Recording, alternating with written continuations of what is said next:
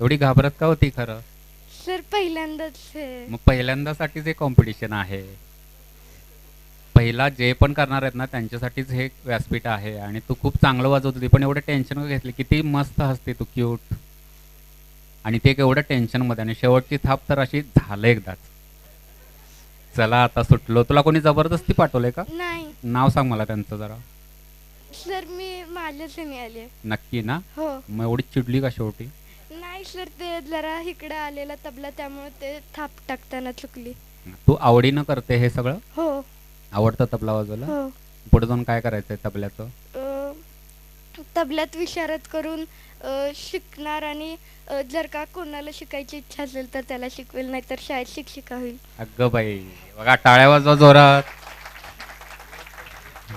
रियाज करते का रोज? हो. नक्की? हां हां. गुरु कोण तुझे सांग जरा? कोचळे सर आले नाही आहेत ते. आले नाहीयेत? हां. हां, नाहीतर मग ते पण विचारले असते असं का केलं म्हणून. शेवटी खूप चांगलं आहे. असंच परिश्रम करत